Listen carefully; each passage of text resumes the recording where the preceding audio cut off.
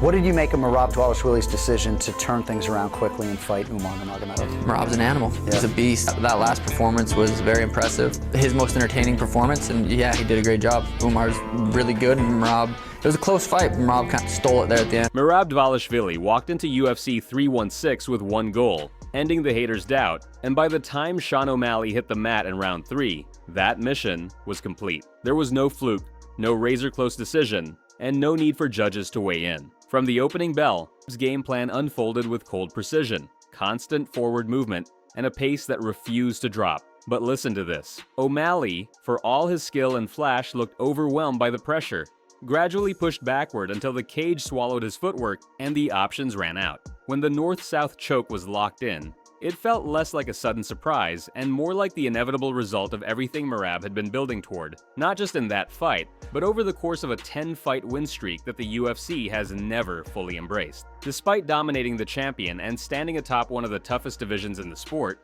Merab remains strangely sidelined, bypassed for flashier names or louder voices. What more does he need to do, and why is the UFC avoiding it? Alright fellas, we're back home. Appreciate you guys. Sorry we didn't get the job done. We'll be back. Love you guys.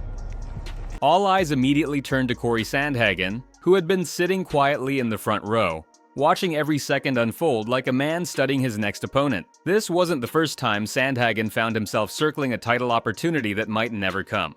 He's been here before, stuck in limbo while the promotion chased headlines and pay-per-view numbers. But unlike others who've dodged Merab's path of destruction, Corey made it clear he wants the fight. Their styles couldn't be more different, and that contrast is exactly what makes the matchup so compelling. Yes, top of my head, he's the best deserving guy in this division right now, especially he was fighting always the best of the best. He was company guy, and he's a very respectful guy, hard worker guy. Sandhagen's rangy, fluid striking against Merab's smothering pace and iron resolve. But that's not all. There's mutual respect, but zero hesitation. Merab's already voiced his willingness. Corey echoed it in interviews all week. On paper, it should be a done deal.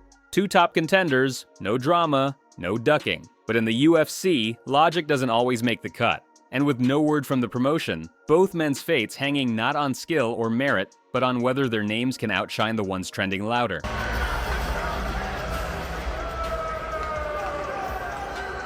What's up, guys? Thanks for coming out today. This is a little joke, of course, but I'm dead serious for this fight, you know. After the dust settled at UFC 316, all attention shifted to the man who wasn't even on the card, Dana White. As always, the post-fight press conference turned into a stage for cryptic answers and vague promises. But one thing was clear. There was no rush to crown Merab the undisputed champion. Instead, Dana danced around the subject, casually mentioning that Sean O'Malley would be given time to recover and reflect. The output that he has, I was actually a little surprised in the 5th round. He looked like he was fresh and ready to go. I expected him to run through him in the 5th, and he was a little more cautious and whatever. But as if the loss hadn't just been definitive, it was a classic UFC move. Stall the division with ambiguity while keeping options open for a bigger draw. And what makes it worse is the pattern. This isn't the first time a deserving contender has been told to wait while the promotion angles for a more marketable outcome. For Merab, it's becoming a familiar script. Keep winning, keep dominating, and somehow still find yourself on the outside looking in. Meanwhile, fan petitions to strip inactive champions like Jon Jones are gaining hundreds of thousands of signatures. And even that barely moves the needle. If public pressure isn't enough to shift UFC politics, then what is? What do you think it takes to beat a guy like Merab at this point? yeah, I agree. We've been talking about that. We don't know. And Sean O'Malley came in 100% healthy, ready, mentally, physically, in every way you could be ready for this fight. And Merab finished. Yeah. Oddly enough, one of the most unexpected voices to chime in on Merab's win wasn't from the bantamweight division at all. It was Jon Jones. Just hours after UFC 316 wrapped, Jones posted a congratulatory message directed at Merab. A rare gesture from a man usually focused solely on his own legacy. At first glance, it felt like nothing more than a respectful nod. But this is quite strange. Considering the timing and the swirling headlines about Jones potentially vacating his heavyweight title. Atop! Oh my god! Oh my god! That was so easy, bro! Jones heavyweight champion. Oh my God. It added a strange layer to the post-fight atmosphere. Jones has been the center of his own controversy, with fans pushing for the UFC to strip inactive champions, him included, and petitions now crossing the 200,000 mark. The irony wasn't lost on anyone. On one side, you have Merab, the most active and consistent fighter in his division, still waiting for a shot.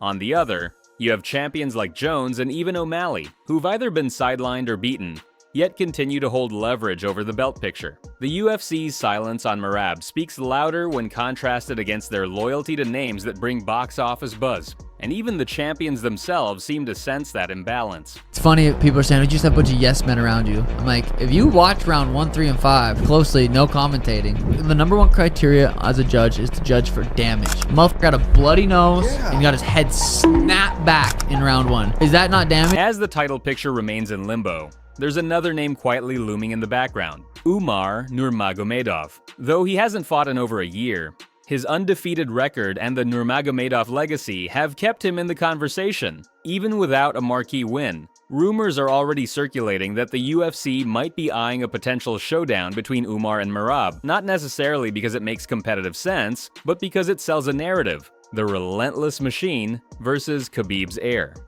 I have a good time in jacuzzi with Sean O'Malley.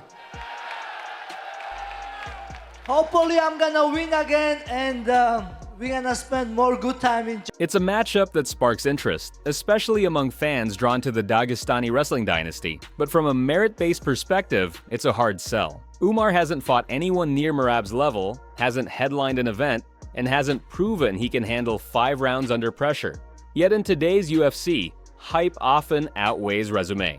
Merab, despite clearing out a stacked lineup of contenders, may find himself forced into another risky fight against a rising prospect, all to prove a point he's already proven 10 times over. It's the kind of gamble that champions shouldn't have to take. But for Merab, it might be the only way forward if the UFC keeps chasing names instead of accomplishments. Umar is much better than him. Merab, he is like very good fighter. He have very good condition and he have very good pressure. He know how to wrestle, he know how to punch. He have heart, like he have championship heart. Striking game, Umar kick much better. His distance, Merab is better. Sean O'Malley may be planning his exit from the division altogether. In the days following his defeat, whispers began circulating.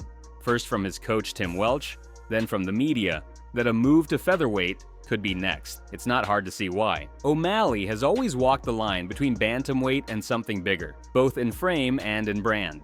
And after being physically overwhelmed by Merab, the idea of starting fresh in a new weight class suddenly looks less like a risk and more like a reset. If that happens, Мое личное мнение, не то чтобы там опасен, скажем так, более конкурентен. Я думаю, что Царукян. Я думаю, Арман посерьезнее боец, чем Топурия. Топурия хороший боец. And O'Malley officially vacates, the UFC would be forced to crown a new champion. On paper, that should mean Merab versus Sandhagen for the undisputed title, a clean resolution to the current bottleneck. But in practice, it's never that simple. If O'Malley moves up, the UFC might seize the moment to insert a bigger name into the mix or delay the process entirely to build suspense. For Merab, it means his shot at gold could hinge not on his dominance, but on whether the former champion decides he's done cutting weight. Amanda, do you think Juliana Pena will ever be champion again? No, I don't think so. I don't think so. I think Aldana can beat her, you know? And yeah, I feel like she got luck, man. Amanda Nunes walked away from the sport a legend, then walked right back in like she never left. One call out from Kayla Harrison, one moment in the cage, and suddenly the retired champ is back in business. That's the UFC playbook now. Legacy fighters don't fade out. They get recycled for big money fights, no matter who's been grinding in their absence. And that's exactly what's killing the path for guys like Merab. He's not a returning icon or a viral personality. He's just the best bantamweight on the planet, and somehow, that's not enough. While the UFC fast-tracks comeback stories and high-profile clashes, real contenders are stuck waiting in silence, sidelined by spectacle. Merab's only mistake? He didn't leave and come back with a headline. He just kept winning, stayed active, and cleared out the division. And in today's UFC, that might be the most unforgivable thing you can do, because there's no storyline in dominance unless the cameras are already rolling. Merab has done everything right. He's beaten the best, stayed active, and never backed down. But in a system that rewards noise over results, that still might not be enough. If the UFC keeps chasing stars instead of contenders, Merab's path to gold could stay blocked no matter how many fights he wins. So now it's on the fans. If you believe merit should matter, let the UFC know. Drop a comment, share this video, and make your voice louder than the silence Merab's been getting. It's time he gets the shot he's earned.